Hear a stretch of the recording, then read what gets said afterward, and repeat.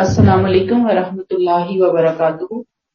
سورہ آل عمران آیت نمبر 67۔ نحمدہ صلی اللہ علیہ رسولہ الکریم، اما بعد فاعوذ باللہ من الشیطان الرجیم، بسم اللہ الرحمن الرحیم۔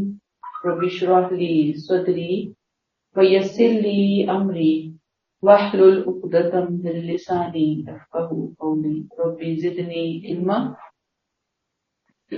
ماں کانا ابراہیم یہودیا ولا نصرانیا، ابراہیم نہ تو یہودی تھا نہ نصرانی، بلکہ وہ ایک کھرا مسلم تھا، اور وہ ہرگز مشرکوں میں سے بھی نہ تھا۔ ابراہیم علیہ السلام کے حوالے سے ان کے کنسیپٹس کلیئر کیے جا رہے ہیں، کیونکہ ہر چیز کو میں نے آپ کو بتایا نا کہ وہ منسوب کسے کرتے تھے؟ حضرت ابراہیم علیہ السلام۔ تو اللہ تعالیٰ نے یہاں بالکل کلیئر کٹ کر کے بتا دیا کہ جس زمانے میں ابراہیم علیہ السلام تشریف لائے ہیں نا، ان کو جو اللہ نے تعلیمات دی وہ 100% توحید خالص کی تعلیمات تھی، جو وہ پیچھے چھوڑ کر گئے اپنا ورثہ۔ ان کا تعلق نہ یہودیوں سے تھا، نہ ہی ان کا تعلق عیسائیوں سے۔ مطلب یہ کہ یہودیت اور عیسائیت نام کی چیزوں سے نہیں تھا، یہ تو وہ بنی اسرائیل اور بنی اسماعیل نا ان کی اولاد میں سے، لیکن اس لفظ سے، اس ٹائٹل سے ان کا دور دور کا کوئی واسطہ تعلق نہیں تھا۔ وہ کون تھے؟ ولیکن کانا حنیفا مسلمہ، حنیفا مسلمہ تھے، اپنے پروردگار کے 100% وفادار، فرما بردار، پوری یکسوئی تھی، توحید کی راہ پر چلنے والے۔ ان کی زندگی میں ذرہ برابر کوئی تصور تھا ہی نہیں صراط مستقیم توحید کے علاوہ کسی راستے کا۔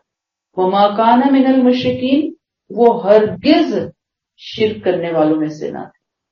میں نے آپ کو بتایا کہ یہ جو سورہ شروع ہوئی اس میں خطاب اہل کتاب میں سے خاص طور پر کس گروپ سے ہے؟ نصارہ سے ہے۔ اب مشرکین کی تردید میں بات آئی ہے تو وہ بھی ضمناً یہاں فوراً اللہ تعالیٰ نے حضرت ابراہیم کا ذکر لا کر کہا کہ حضرت ابراہیم کا تعلق نہ یہودیوں کے اس ٹائٹل سے، نہ نصرانیوں سے، نہ ہی مشرکوں سے، ان کا کوئی تعلق نہیں تھا، کیونکہ میں آپ کو بتا چکی کہ تینوں گروپس اپنی بدعتوں، اپنی بد اعتقادیوں کو کس سے منسوب کرتے تھے؟ حضرت ابراہیم علیہ السلام۔ بلکہ اتنا وہ آگے بڑھے تھے، وہ کہتے تھے کہ یہ ورثے میں ملی ہے، استغفر اللہ، ہمیں یہ جو چیز ملی ہے نا، یہ جو شرک ملا ہے یہ ورثے میں وہ دے کرتے ہیں۔ اتنا بڑا بہتان، اتنی بڑی تہمت حضرت ابراہیم علیہ السلام پہ گھڑی جاتی تھی، تو اللہ تعالیٰ نے بالکل کلیئر کر دیا کہ وہ تو ان کا کوئی تعلق واسطہ نہیں ہے اس چیز سے، وہ تو بالکل حنیف مسلمہ، یکسو حنیف مسلمان تھے۔ آیت 68، انا اولی الناس ابراہیم للذین اتبعوہ وہذا النبی والذین آمنوا۔ ابراہیم علیہ السلام کے ساتھ نسبت اور تعلق کے سب سے زیادہ حقدار وہ ہیں جنہوں نے اس کی پیروی کی۔ کس کی پیروی کی؟ جنہوں نے ان کی پیروی کی، چاہے وہ بنی اسرائیل میں سے تھے، چاہے وہ بنی اسماعیل میں سے تھے۔ اب امت محمدیہ آ گئی ہے، اب امت محمدیہ آپ صلی اللہ علیہ وسلم سمیت، صحابہ کرام سمیت جو ان کی پیروی کر رہے ہیں، جو ان کا اتباع کر رہے ہیں، نسبت انہی کی ہے اصل میں ان کے ساتھ۔ اور اب یہ نبی اور اس کے ماننے والے اس نسبت کے اصل حقدار ہیں۔ واللہ ولی المؤمنین، اور اللہ تو انہی اہل ایمان کا ساتھی ہے۔ ہمیں کیا سمجھ آئی؟ ابراہیم علیہ السلام سے اصل تعلق واسطہ کن کا ہے؟ جو ان کی پیروی کرنے والے۔ شاباش۔ کیا یہ نسبت، کیا ان سے تعلق صرف ان کی اولاد ہونے کی وجہ سے، ان کے خاندان کے ساتھ تعلق ہونے کی وجہ سے حاصل ہوگا؟ نہیں ہوگی۔ نسبت اور تعلق کے لیے کیا لازمی شرط ہے؟ اتباع، اطاعت، پیروی۔ تو اب ان کے قریب ترین جو لوگ ہیں نا اتباع میں، دعویٰ تو یہ بنی اسرائیل بھی بہت دھڑلے سے کر رہے ہیں، ببانگے دوہل. بنی اسماعیل کے پاس اب آ گئی ہے ذمہ داری. اللہ تعالیٰ نے کہا کہ اب یہ محمد صلی اللہ علیہ وسلم اور ان پر ایمان لانے والے ساتھی ان سے نسبت کے زیادہ حقدار، انا اولى الناس، زیادہ قربت رکھتے ہیں، نہ کہ یہ یہود، نہ کہ یہ نصارہ جنہوں نے دین کو برباد کر کے رکھا. آخر میں فرمایا کہ نبی اہل ایمان ہیں، صحابہ اہل ایمان ہیں، جن کا ساتھی اللہ ہے. تو جن کا ساتھی اللہ ہو پھر وہ اپنے ساتھیوں کی ضرور مدد کرتا ہے اور ان کے مخالفوں پر ان کو غالب کرتا ہے. کہا کہ یہی دین حق ہے جو حضرت ابراہیم علیہ السلام لے کر آئے تھے. کلیئر ہوگی؟ آیت نمبر 69. وَدَّتْ طَائِفَةٌ مِّنْ أَهْلِ الْكِتَابِ لَوْ يُضِلُّونَكُمْ، اے ایمان والو، بریکٹ کلوز، اہل کتاب کا ایک گروہ یہ آرزو رکھتا ہے کہ کاش تمہیں گمراہ کر دے، تمہیں سیدھے راستے سے ہٹا دے،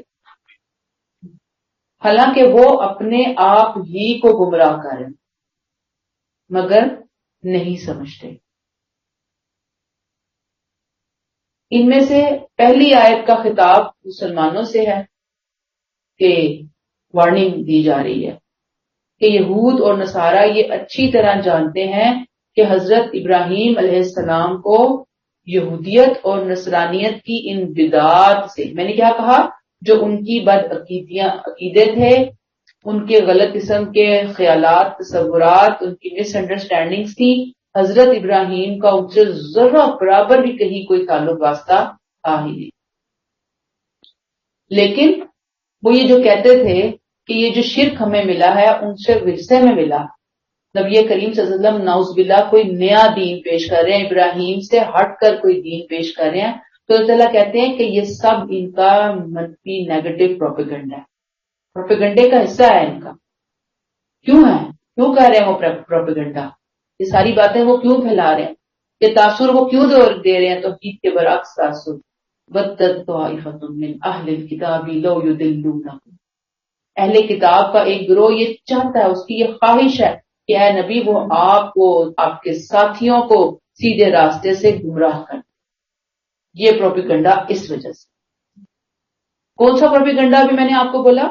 حضرت ابراہیم علیہ السلام کا شرک سے تعلق واسطہ جوڑنے کا پروپیگنڈا، صرف اور صرف اہل ایمان لوگوں کو ریٹریکٹ کرنے. اللہ نے فرمایا وَمَا يُضِلُّونَ إِلَّا أَنفُسَهُمْ وَمَا يَشْعُرُونَ، وہ اپنے آپ ہی کو گمراہ کر رہے ہیں مگر وہ نہیں سمجھتے. یعنی یہ اپنی گمراہی کو ہدایت ثابت کرنے کے لیے جان بوجھ کر یہ کام کر رہے ہیں، لیکن انہیں اپنی غلطی کا احساس ہی نہیں، اپنی گمراہی کا احساس ہی نہیں ہے کہ وہ بھٹک گئے، وہ آگے پیچھے ہو گئے. یہ جو باتیں ہم پڑھیں نا ابراہیم علیہ السلام کی نسبت سے، آپ یہی باتیں اگر نبی کریم صلی اللہ علیہ وسلم کی نسبت سے آپ اپنے معاشرے کے اندر لے کر آئیں تو ہم کہیں گے کہ ہمارے نبی نہ بریلوی تھے تو نہ دیوبندی تھے تو نہ وہابی تھے تو نہ اہل حدیث تھے. وہ کون تھے؟ وہ اللہ کے بندے، اللہ کے رسول، سب سے نمبر 1 بڑھ کر مسلمان. یہ ساری چیزیں جو آج ہم منسوب کرتے ہیں اور دین کے ہم ٹکڑے ٹکڑے کر ڈالے، فرقہ بازی کے اندر ملوث ہو گئے، نبی نے ہمیں ایسی کسی بات کا حکم نہیں دیا تھا. آج 70 یا اہل الکتاب لما تکفرون بآیات اللہ وانتم تشہدون، اے اہل کتاب تم کیوں اللہ کی آیات کا انکار کرتے ہو حالانکہ تم خود گواہ ہو. تم خود گواہ ہو کس بات کے؟ ودن بریکٹ آخری رسول تمہارے پاس آئے گا، تمہیں اللہ کی آیات سنائے گا. آیت 70 اور 71 دونوں میں آپ دیکھیں گے سٹارٹنگ جو الفاظ آئے ہیں جملے کے وہ آئے ہیں یا اہل الکتاب. یہ تکرار ہے نا. جب قرآن میں کسی بھی لفظ کی اکٹھے ہی تکرار آ رہی ہوتی ہے نا، ایک ہی جملے میں یا 2 آیتوں میں آگے پیچھے، تو اللہ تعالیٰ کیا چاہتے ہیں؟ یہ تکرار یہ زور دینے کے لیے ہوتی ہے، ان کے لیے حسرت اور افسوس کا اظہار ہوتا ہے کہ ہائے افسوس اہل کتاب کے اوپر، کیا کر بیٹھے، کیا کر گزرے۔ ان میں سے جو حقیقتیں نبی کریم صلی اللہ علیہ وسلم قرآن کی شکل میں تمہارے سامنے بیان اور عمل کے ذریعے دکھا بتا رہے ہیں، انہیں تو تم پہلے سے جانتے ہو، کوئی نئی چیز نہیں وہ لے کر آ رہے تمہارے سامنے، اور تم تو دنیا کے سامنے ہسٹری میں ان باتوں کی گواہی دینے کا بار بار تم اقرار اور اظہار کر چکے ہو، ان باتوں کی جو تمہارے صحیفوں میں موجود، تورات میں، انجیل میں، زبور میں وہ باتیں تھیں، تم بار بار کہتے تھے کہ ہاں ہم ان کے اوپر ان کی ہم گواہی دیتے ہیں کہ یہ باتیں ہمارے ہاں موجود ہیں، توحید موجود ہے، یعنی پہلے تم گواہی دے چکے ہو۔ اللہ تعالیٰ کہتے ہیں کہ گواہی دینے کے بعد بھی تم انکار کر رہے ہو، اتنے افسوس کی بات ہے۔ یا اہل الکتاب لما تکفرون بآیات اللہ، کس طرح انکار کر رہے ہو، آپ کیوں انکار کر رہے ہو؟ وانتم تشہدون، حالانکہ تم خود گواہ ہو اس بات کے کہ رسول نے آ کر تمہیں بتانا ہی بتانا ہے، سنانا ہی سنانا، سمجھانا ہی سمجھانا ہے۔ پھر ہوگی بات آج سے ہم بھی یا اہل الکتاب لما تلبسون الحق بالباطل وتکتمون الحق وانتم تعلمون، اے اہل کتاب تم کیوں حق کو باطل میں ملاتے ہو، کیوں حق کو چھپاتے ہو، حالانکہ تم اس حقیقت کو جانتے ہو۔ کون سی حقیقت؟ کہ یہی رسول برحق، یعنی تم اہل کتاب ہو، خود بھی گمراہ ہو رہے ہو، خود بھی توحید کا راستہ صراط مستقیم کا راستہ چھوڑ کر بیٹھ گئے ہو، اب باقیوں کو بھی ہٹانا چاہتے ہو، باقیوں کو بھی ورگلانا چاہتے ہو۔ یہاں کیا کہا گیا؟ یا اہل الکتاب لما تلبسون الحق بالباطل، حق اور باطل کو مکس اپ کیوں کرتے ہو، گڑمٹ کیوں کرتے ہو؟ تکتمون الحق، حق کو کیوں چھپاتے ہو؟ یہ کون سے حق اور باطل کو مکس کر رہے تھے؟ یہ کس حق کو چھپا رہے تھے؟ یہ آنا جی۔ اب یہاں پہ جو جس چیز کو ہمیں ہائی لائٹ کرنا ہے نا، انہوں نے بہت سی نئی چیزیں امینڈمنٹس اپنے دین میں داخل کر لی تھی کہ وہ بیت الحرام یعنی خانہ کعبہ سے متعلق حضرت ابراہیم علیہ السلام کے جو معاملات تھے، کیسے آئے، کیسے انہوں نے گھر بنایا، کیسے بسایا، پھر اپنے بیٹے حضرت اسماعیل علیہ السلام کی انہوں نے قربانی پیش کی، اور پھر انہی کی اولاد سے نبی کریم صلی اللہ علیہ وسلم کے اٹھائے جانے کی، وہ ساری باتیں ہم پڑھ چکے قرآن کے اندر۔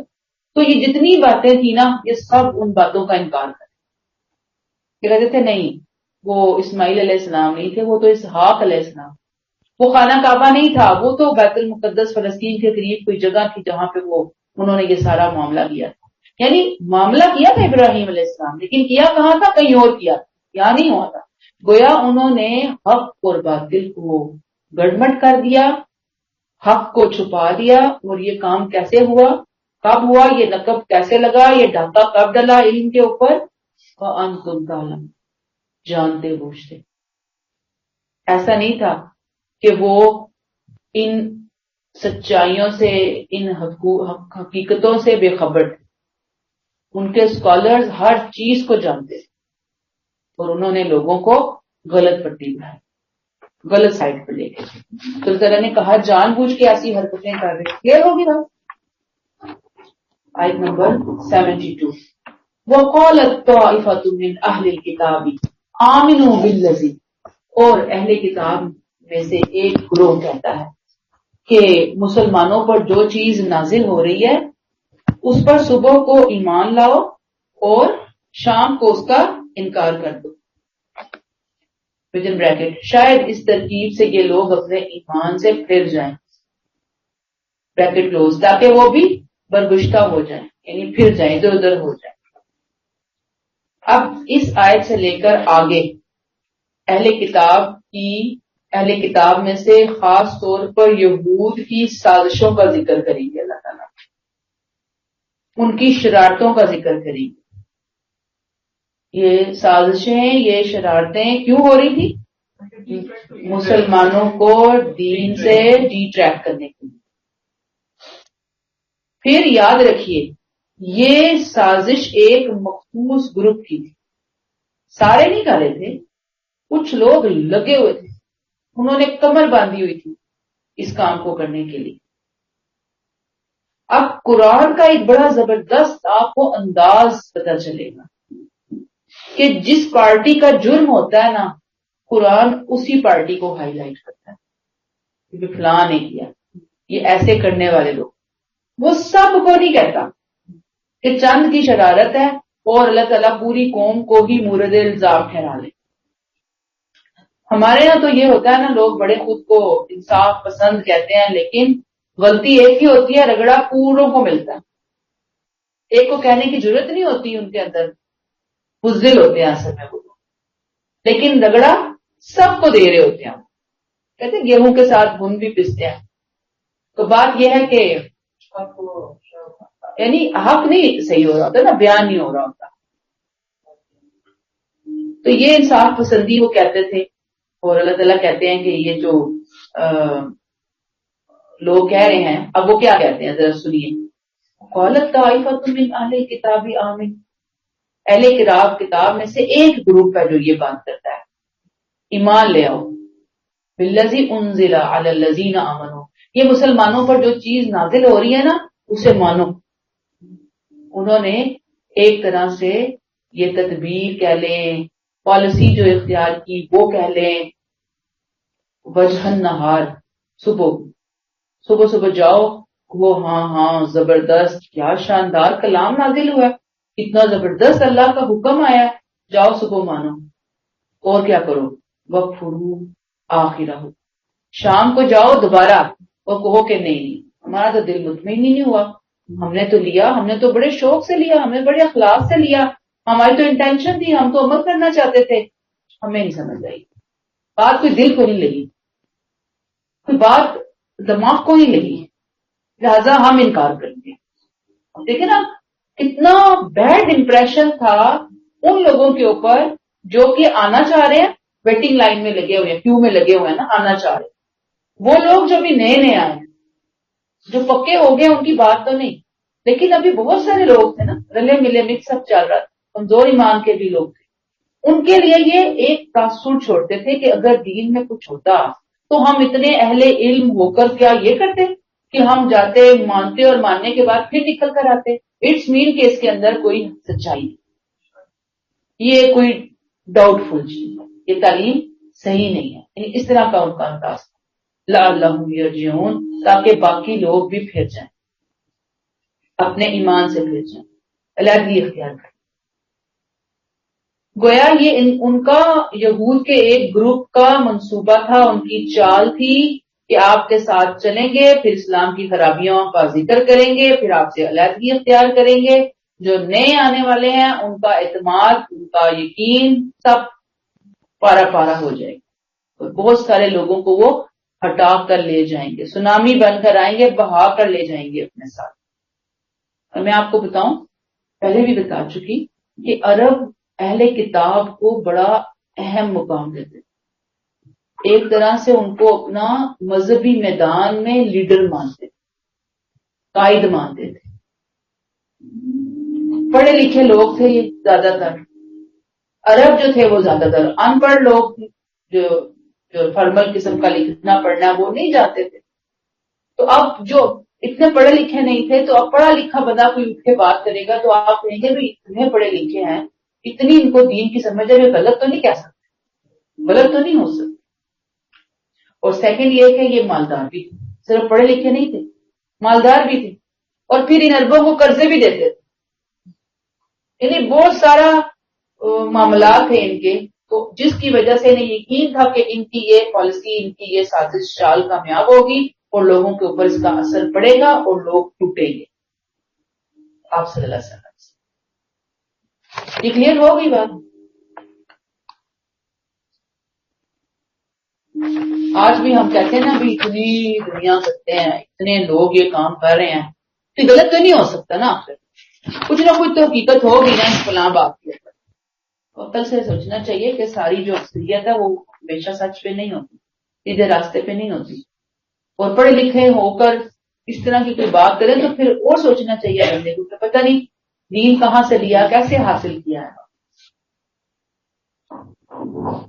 آیت نمبر 73 وَلَا تُؤْمِنُوا إِلَّا لِمَنْ تَبِعَ دِينَكُمْ، بگن بریکٹ، یہ آپس میں کہتے ہیں یہ لوگ نا، بریکٹ کلوز، اپنے مذہب والوں کے سوا کسی کی بات نہ مانا کرو۔ ان سے کہہ دیجیے اے پیغمبر کہ ہدایت تو اصل میں اللہ کی ہدایت۔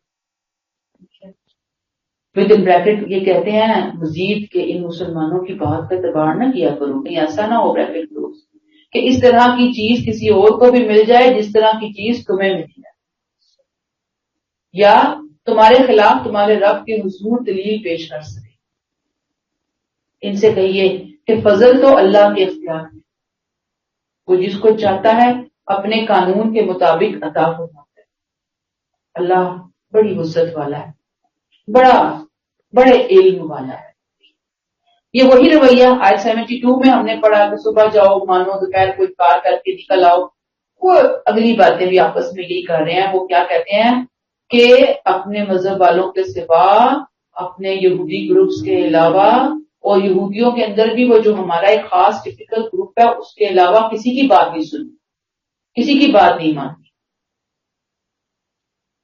کیونکہ انہیں خود خطرہ تھا نا اہل یہود کو کہ وہ اسلام کی کوئی بات سنیں گے، ان کے لوگ کوئی آیت ان کے کانوں میں پڑے گی یا حضور سے کوئی بات چیت مکالمہ ہوگا تو وہ لازماً اسلام کی طرف مائل ہوں گے۔ تو وہ کہتے تھے سنو ہی نہ، یعنی پہلے مرحلے پر ہی اسٹاپ، کہ سننی نہیں ہے ان کی بات۔ یہاں میں رک کے آپ کو اپنی ایک مثال دوں گی کہ کسی زمانے میں بہت شروع میں دین بالکل ابھی، یعنی کہ جس طرح بچہ پیرا پیرا چلتا ہے نا، ایسے چلتے چلتے ہی مجھے بھی کوئی اس طرح کے لوگ ملے تو میرا پوائنٹ آف ویو ذرا اپنے گھر والوں کی وجہ سے کچھ اور تھا، اور ارد گرد جو میری فرینڈس تھیں ان کے کچھ ماحول اور تھے۔ تو جب میں نے اپنی اس کسی بندی سے بات کی، وہ بڑی پڑھی لکھی خاتون تھی بہت زیادہ، اور وہ ہمارے اسکول آف تھاٹ کو ریپرزینٹ کرتی۔ میں نے انہیں کہا کہ بھئی مجھے یہ لوگ جو ہے نا وہ یہ باتیں کرتے ہیں کہ یہ آپ جس طرف جا رہی ہیں، جو آپ کر رہی ہیں یہ ٹھیک نہیں ہے، کہ فلاں۔ انہوں نے مجھے کہا خبردار ان کی کوئی بات سنو ہی نہ۔ تو وہی بات مجھے یہاں آ گئی یاد کہ لوگ کہتے ہیں بات سنو ہی نہ، کیونکہ سنو گے اگر کہیں کوئی دلیل، کوئی پاور نظر آئے گی آپ کو تو آپ لازماً پھر ان کی طرف ہو جاؤ گے۔ لہٰذا آسان ترین طریقہ آج بھی آپ کو اپنے دینی حلقے میں یہی ملے گا کہ ہر لیڈر کہتا ہے دوسرے کی بات سنو ہی نہ۔ ہم آپ سے کہتے ہیں سب کی سنو، پہلے ایک دفعہ قرآن سے گو تھرو ہو جاؤ، اس کے بعد اپنے دل دماغ کانوں کو کھول کے سنو، سن کے دیکھو کیا صحیح ہے کیا غلط ہے، کیا وہ جو باجی بتائی جا رہی ہیں وہ تو نہیں کہ ہماری آنکھوں پہ کوئی پٹیاں باندھے جا رہی ہیں، وہ ہم ایسا تو نہیں کہ خدا نہ خاصا اللہ نہ کرے کنویں کا مینڈک جیسے ہوتا ہے ویسے بن رہے ہیں، نہیں، ہمیں دیکھنا ہے سننا ہے کیا صحیح ہے اور کیا غلط ہے۔ چلے آگے، قل ان الہدی ھدی اللہ، ان سے کہہ دیجئے اے پیغمبر ہدایت تو اصل میں اللہ ہی کی ہدایت۔ یہ قرآن کا ایک بہت زبردست کیا ہے انداز ہے۔ یہود جن لوگوں کو اپنے منصوبے کے مطابق ایمان لانے کے لیے بھیجتے تھے نا، انہیں بہت شدت کے ساتھ تاکید کر کے بھیجتے تھے کہ بنی اسرائیل کے باہر کسی پیغمبر کی کوئی تصدیق نہیں کرو گے، اور ظاہری بات ہے کہ ان کی یہ ساری بات ایک بات پہ ہی مبنی تھی کہ بھئی گمراہی کی طرف چلے ہوئے تھے وہ لوگ۔ قرآن نے ان کو ٹوک دیا کہ تعصب کا یہ کیسا جنون ہے، تعصب ہی تھا نا، باعث ہو چکے تھے۔ انہیں کہہ دیجیے اے نبی کہ اصل ہدایت تو اللہ کی ہدایت، چاہے وہ کسی اسرائیلی پیغمبر سے ملی، چاہے وہ کسی اسماعیلی پیغمبر سے ملی۔ یہ نہیں دیکھنا دینے والا کون، دیکھنا یہ ہے کہ پیچھے سے اس کو کون دے گا، وہ میسج آیا کس کی طرف سے ہے۔ اصل میں تو اس کو دیکھنا ہے، ہر شخص کو اس چیز کا طلبگار ہونا چاہیے یاد رکھیے نجات اگر ملے گی تو اسی پوائنٹ آف ویو سے، اسی عمل سے ملے گی کہ اللہ، اصل ہدایت تو اللہ کے پاس، نہ کسی اس وقت کا یہودیوں کے پاس ہے، نہ عیسائیوں کے پاس ہے، نہ مشرکوں کے پاس ہے۔ آج ہم آئیں تو ہم کہیں کہ نہ بریلویوں کے پاس ہے، نہ دیوبندیوں کے پاس ہے، نہ اہل حدیث کے پاس ہے، نہ کسی اور اسکول آف تھاٹ کے پاس ہے۔ اصل ہدایت کون سی ہے؟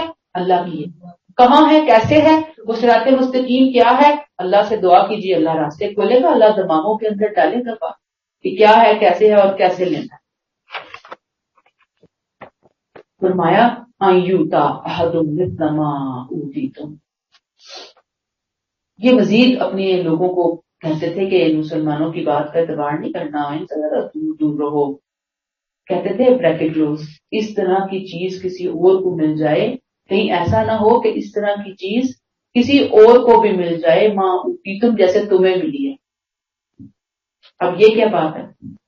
یہ سمجھتا تھا کہ اگر مسلمانوں سے مکالمہ کریں گے تو کل آخرت میں یہ مسلمان اللہ کے سامنے کہیں گے کہ ہم نے تو اسلام کا صحیح پیغام جو نبی کریم صلی اللہ علیہ وسلم نے ہمیں دیا وہ ہم ان کو پہنچا چکے ہیں۔ اس سے بچنے کا طریقہ کیا ہے کہ ان سے بات ہی نہ کی جائے۔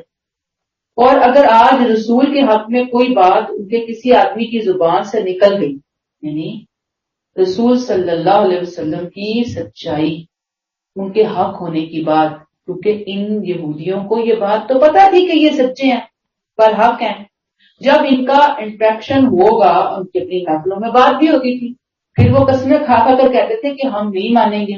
میں نے آپ کو بتایا نام ماننے کی وجہ ایک ہی تھی کہ اگر وہ بنی اسرائیل میں آ جاتے تو مان لیتے، اب چونکہ بنی اسماعیل میں آئے تو وہ حسد آ گیا، نہیں مان رہے تھے، ان کو پتا تھا کہ ہم کیوں نہیں مان رہے۔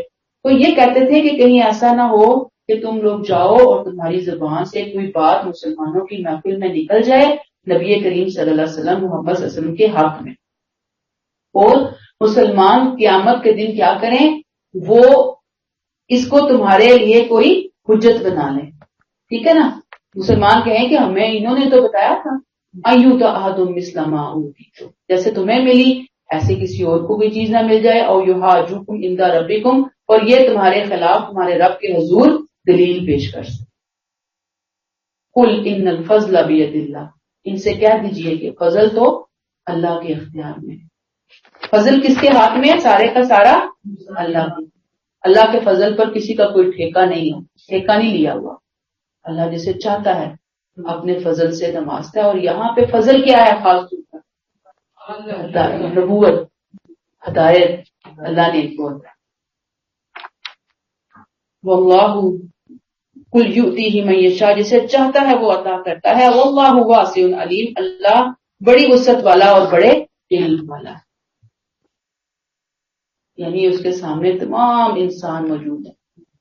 وہ جو فیصلہ کرتا ہے انصاف کے ساتھ میں، اللہ کے فیصلے تمہاری طرح تعصبات پر مبنی نہیں ہوتے کہ کچھ کو وہ اپنے قریب کرے گا اور کچھ کو وہ نکال دے گا اپنے سرکل میں سے، ایسا نہیں ہوگا۔ اس کے ہاں بڑی وسعت ہے، بڑی گنجائش ہے، وہ بڑا علم رکھنے والا ہے، اسے پتا ہے کہ کون کس چیز کا مستحق ہے اور کون کس چیز کا مستحق نہیں ہے۔ آیت نمبر 74، یختص برحمتہ، یہ جو آیت آخری ہے نا 73 کا آخری حصہ، قل ان الفضل بید اللہ یؤتیہ من یشاء، یہ اسی کی ہی مزید وضاحت ہے۔ آیت 74 میں وہ اپنے فضل کے لیے جس کو چاہتا ہے اپنی رحمت کے لیے خاص کر لیتا ہے، یقیناً اس کا فضل بہت بڑا ہے۔ دو باتیں ہیں جو یہاں میرے اور آپ کے سمجھنے کے لیے، ایک اس بات کی طرف اشارہ ہے کہ خاتم النبیین محمد المرسلین صلی اللہ علیہ وسلم کی رسالت اللہ کی ایک بہت بڑی برکت، رحمت ہے، عظمت ہے۔ دوسرا کہ یہ بنی اسماعیل پر اللہ کا انعام عظیم ہے۔ کس پر؟ بنی اسماعیل پر۔ کس چیز کے لیے؟ کہ ان کے خاندان کو اللہ نے عالمگیر عظیم برکت کے لیے منتخب فرمایا.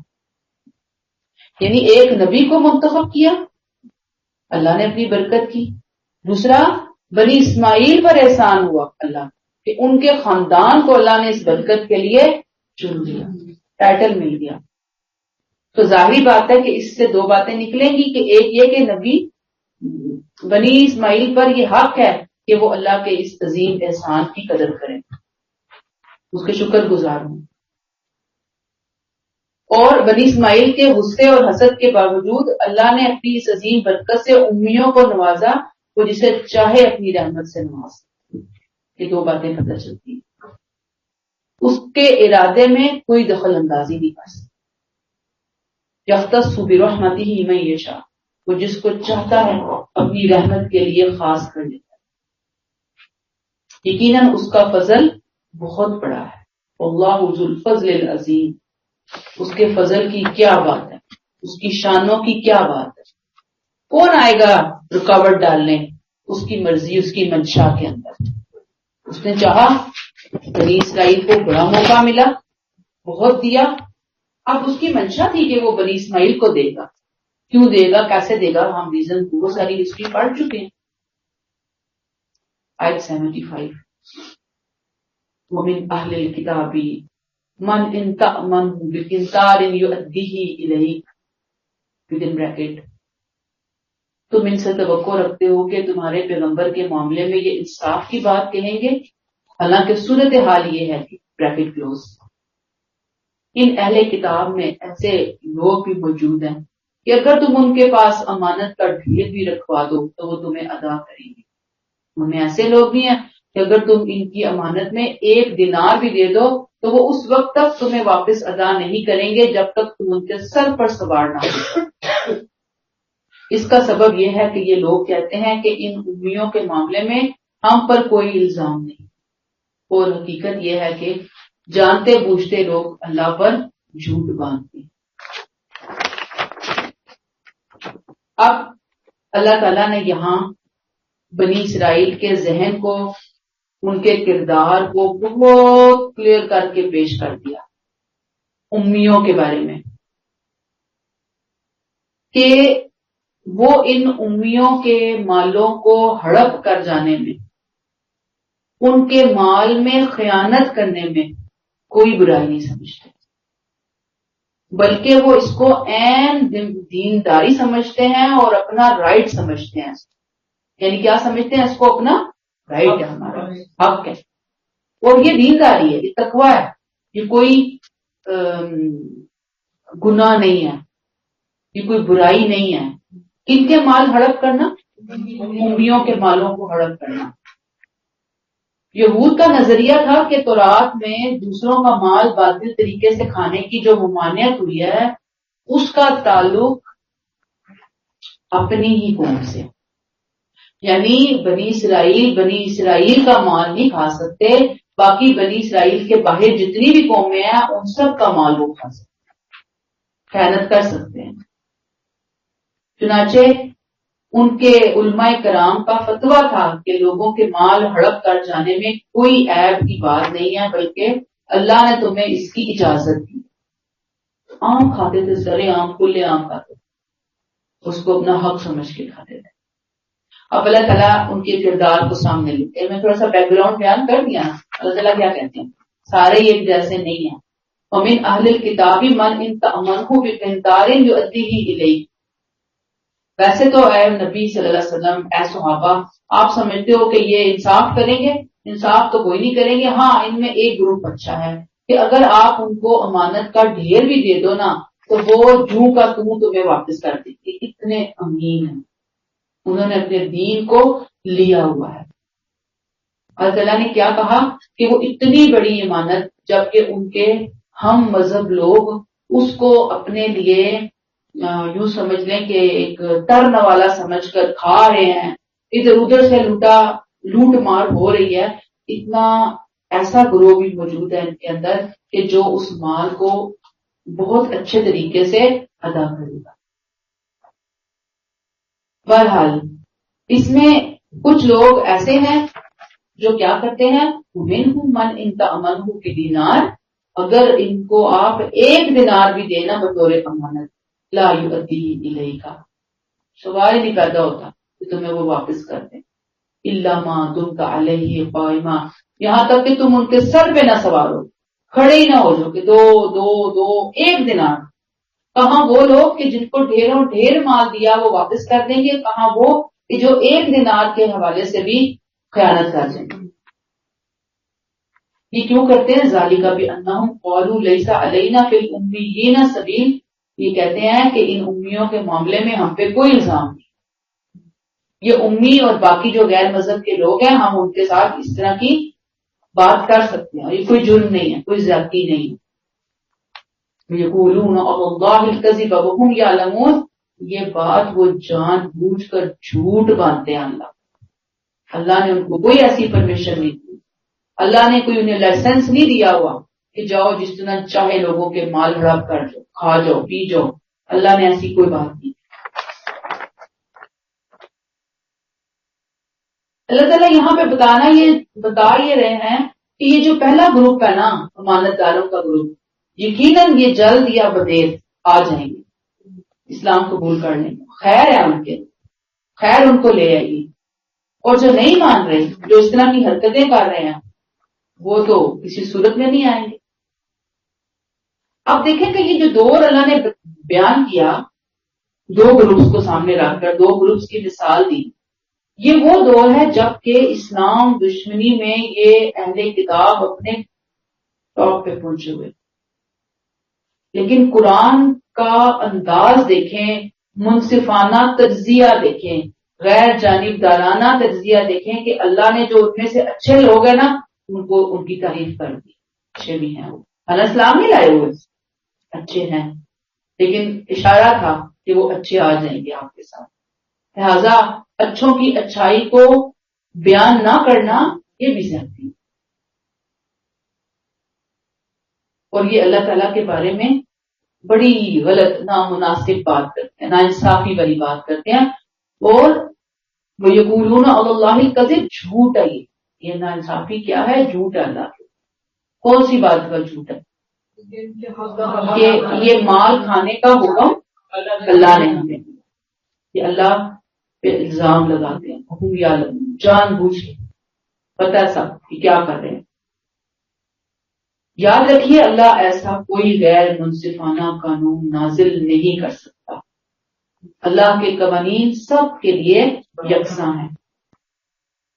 جہاں بھی خیانت ہوگی دنیا میں، کسی جگہ آپ ہو جائیں، ایک مسلمان ہے وہ اپنے مسلمانوں کے ساتھ ہے، تب وہ دنیا میں کسی بری سے بری قوم کے ساتھ ہے، برے سے برے لوگوں کے ساتھ ہے، قوم تو شاید نہیں، لوگ، ہر قوم میں اچھے برے لوگ ہوتے ہیں، سب کو تو ہم ایک جگہ پہ نہیں رکھ سکتے، برے سے برے بدترین اسلام کے دشمنوں کے ساتھ ہیں، رولز، قوانین، اخلاقیات تبدیل نہیں ہوئی، وہ ویسے ہی رہی۔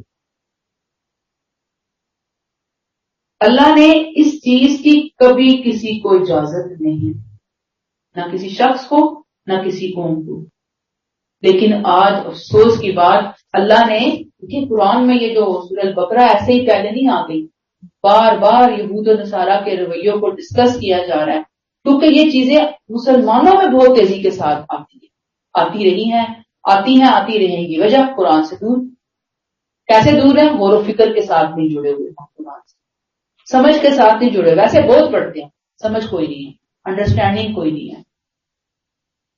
یقین کیجئے کہ میں دیکھیں قرآن بندہ پڑھتا ہے تو انسان کی ہوش جو ہے نا ٹھکانے آ جاتے، کیا کہہ رہے ہیں اللہ تعالیٰ، کیسی برائی ہائی لائٹ کر، تو یقین کریں کہ ایسے لوگوں سے ہم خود ملے ہوئے ہیں کہ جو کہتے ہیں کہ جی ہم فلاں باہر کے ملک میں رہتے ہیں اور ہم تو عام وہاں پہ ان کی چیزیں چوری کر لیتے ہیں، ہم تو عام وہاں سے یہ فلاں چیز ان کو فراڈ کر کے، فلاں چیز دو نمبریاں کر کے وہاں بیٹھ کر ان کو بیچ کر آتے ہیں، اور پھر ان کے ملک میں بھی رہ رہے ہیں، وہاں یہ 2 نمبریاں بھی کر رہے ہیں، ان کو خوب نقصان جو پہنچا سکتے ہیں نقصان پہنچا رہے ہیں، اور پھر وہ کہتے ہیں کہ یہ تو ثواب ہے۔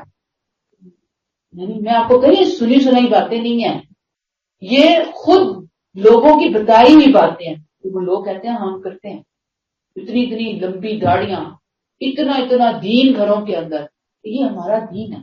کس نے بتایا بھائی؟ کہاں سے لے کر آئے آپ یہ پوائنٹ آف ویو؟ تو قرآن سے دوریاں ہیں نا. تو بات کہنے کی یہ ہے کہ آج ہمارے معاشرے کے اندر یہ جو جتنی چیزیں آپ کو نظر آ رہی ہیں نا ادھر ادھر کی، یاد رکھیے کہ یہ ساری کی ساری چیزیں سب سے بڑی ریزن ہماری قرآن سے انڈرسٹینڈنگ کے بغیر دوری، یہ دوری ہے سر. تو ہم سب کو مل کے کوئی رول پلے کرنا ہے. اللہ تعالیٰ ہمیں ہدایت کرتا. آیت نمبر 76 بلا من اوفا بعہدہ، ہاں کیوں نہیں ود ان بریکٹ. اللہ کا طریقہ تو یہ ہے، کوئی میں چھوڑ دی 75 یا 76 بلا من اوفا بعہدہ، ہاں کیوں نہیں ود ان بریکٹ. اللہ کا طریقہ تو یہ ہے بریکٹ کلوز کہ جو اس کے عہد کو پورا کرے اور پرہیزگار رہے. ود ان بریکٹ وہ اللہ کا محبوب ہے بریکٹ کلوز، اس لیے کہ اللہ پرہیزگاروں سے محبت کرتا ہے.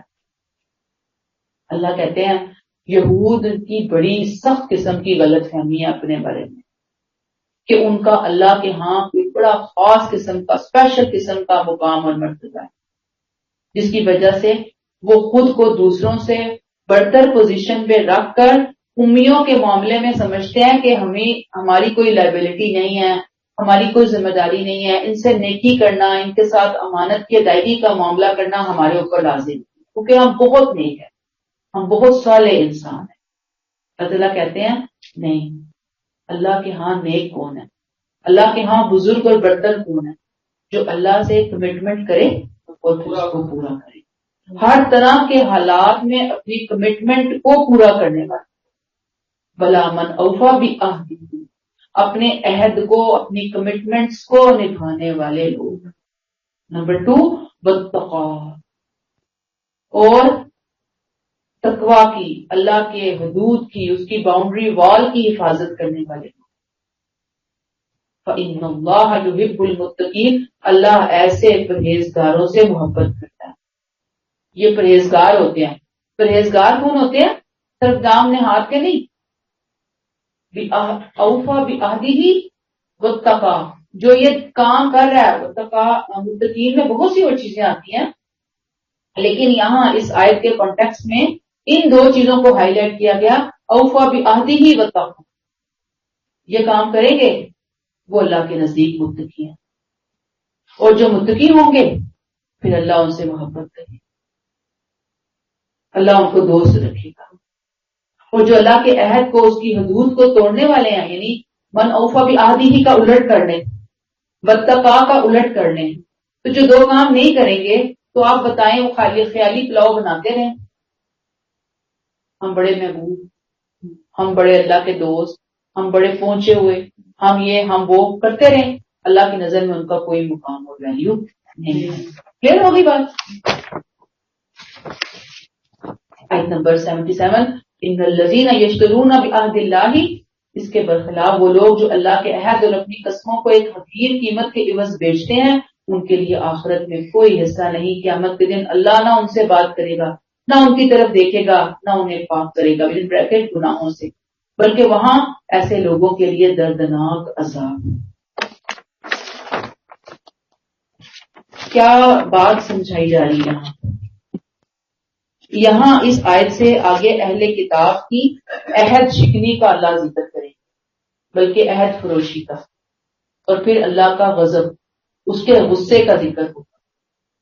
اللہ تو کہتے ہیں نا میں نے انہیں اپنے کلام، اپنے پیغام سے نوازا، میں نے ان کے تعلیم و تربیت کا بندوبست کیا، ان کو فضیلت عطا کی، اپنی نگاہ میں مقام عطا کیا. لیکن انہوں نے کیا کیا جواب میں؟ بدلے میں اٹھا کر سب چیزوں کو پھینکا، ٹھکرا دیا، ٹھکر مار دی اللہ کے اس انعام کی، اللہ کے اس مان کی، اللہ کے اس پیغام کی، اللہ کے اس قدر کی، اٹھا کے پھینکا انہوں نے سائڈ پر. انہوں نے دنیا کے حقیر فائدوں کے بدلے اللہ کے عہد کو، اللہ کے وعدوں کو توڑ دیا، فروخت کر ڈالا. اللہ کی انتہا درجے کی رحمتوں کا مذاق اڑایا، بے دردی کے ساتھ ان کی ناقدری کی. اللہ کہتے ہیں ایسے لوگوں کا آخرت میں کوئی حصہ نہیں. ان الذین یشترون بعہد اللہ، جو لوگ جو اللہ کے عہد کو وایمانہم اور اپنی قسموں کو بیچ ڈالتے ہیں، کیسے؟ ثمنا قلیلا، تھوڑی قیمت کے عوض. یہ وہ عہد ہے جو اللہ کی شریعت اور نبی کریم صلی اللہ علیہ وسلم کی بعثت سے متعلق یہود سے لیا گیا. انہوں نے اس کو بیچ ڈالا. ایمان وہ قسمیں ہیں جو انہوں نے اللہ کے نبیوں بالخصوص نبی کریم پر ایمان لانے، ان کی حمایت کرنے کے لیے اپنے نبیوں سے اٹھائی تھی. یعنی ان کے نبیوں نے ان سے قسم لی تھی، انہوں نے وہ قسمیں اٹھائی. تو انہوں نے کیا کیا؟ اپنے قول کو، عہد کو، کمٹمنٹ کو، اپنی قسموں کو انہوں نے دنیا کی تھوڑی قیمت کے عوض بیچ ڈالا. دنیا کے حقیر فائدے، دنیا تھی نا ان کے مطلوب میں. اولئک لا خلاق لهم فی الآخرہ، ان کا آخرت میں کوئی حصہ نہیں. اللہ نے صاف کہہ دیا کچھ نہیں ملنے والا ان کو. اور کیا ہے ان کے لیے سزا؟ ولا یکلمہم اللہ، اللہ ان سے کلام نہیں کرے گا قیامت کے دن. گویا جو اپنے عہد کو، اپنے قول و قرار کو اس طرح بیچتے ہیں، اپنے دنیاوی مفادات پر ان کو قربان کرتے ہیں، آخرت میں کوئی حصہ نہیں ہے. وہ اپنے سمجھے زیور جیسے ہوتا ہے کسی کا بندہ قیمتی زیور، وہ کہیں رکھ کر اپنے قیمتی زیور کو اس کے بدلے کوڑیاں لے لیتے ہیں، لوہا لے لیتے ہیں. انہوں نے تو اپنی قیمتی ترین متاع کو لوہے کے عوض بیچ ڈالا، لوہا لے لیا اس کے برابر. نا اہل ثابت ہوئے. ایسے نا اہلوں کی سزا کیا ہے؟ آخرت میں کوئی حصہ نہیں ہے. ولا یکلمہم اللہ، اللہ ان سے کلام نہ کرے گا. ولا ینظر الیہم یوم القیامہ، قیامت کے دن ان کی طرف دیکھے گا. دیکھے گا تو کوئی بات ہوگی نا، دیکھنا ہی نہیں ہے. ولا یزکیہم، نہ انہیں پاک کرے گا. ولہم عذاب علیم، ان کے لیے اللہ کے ہاں دردناک عذاب. دردناک عذاب ملنا چاہیے نا. اور کس قسم کا عذاب؟ سوچے ذرا ان آیات کے ان ٹکڑوں کے اندر، اور خاص طور پر وَلَا يَنظُرُ إِلَيْهِمْ يَوْمَ الْقِيَامَةِ وَلَهُمْ عَذَابٌ أَلِيمٌ، یہود کے لیے کتنی نفرت اور کیسی شدت کی بیزاری چھپی ہوئی ہے اللہ کے پاس. جو الفاظ کے تیور کو پہچان لینا اس کو سمجھ آ جائے کہ کیا ہے اور کیسے ہے.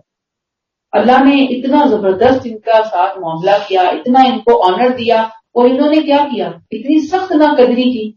تو جنہوں نے ناقدری کی ہے اللہ تعالیٰ ان کو دیکھ لے گا، ان کے لیے سخت عذاب. دیکھ لیں جو چھپاتے ہیں اللہ کی جان بوجھ کر، اپنی کمٹمنٹ سے پھرتے ہیں. یہاں پر تو ان کی کمٹمنٹ ہی بہت بڑی تھی، نبی کے بارے میں تھی، دین کے بارے میں. اس میں بس ایک لفظ پڑھ لیتے ہیں اور بس یہاں پہ روکتے ہیں ہم. یزکیہم، انہیں پاک نہیں کرے گا. تزکیہ دو معنی میں آتا ہے. آخرت میں صاف نہیں کرے گا. کیوں نہیں کرے گا صاف؟ گناہوں سے صاف.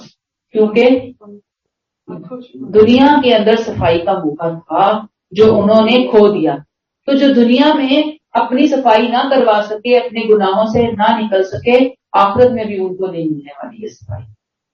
دوسری بات، ان کے جرائم ایسے نہیں کہ آخرت میں تھوڑی یا بہت سزا پائیں اور اس سے پاک ہو جائیں، بلکہ یہ جرائم ایسے ہیں کہ انہیں ہمیشہ ہمیشہ کے لیے ڈبو دینے والے. اللہ تعالیٰ ہمیں محفوظ کرے. سبحانک اللہم و بحمدک، نشہد ان لا الہ الا انت، نستغفرک و نتوب الیک. السلام علیکم و رحمۃ اللہ وبرکاتہ.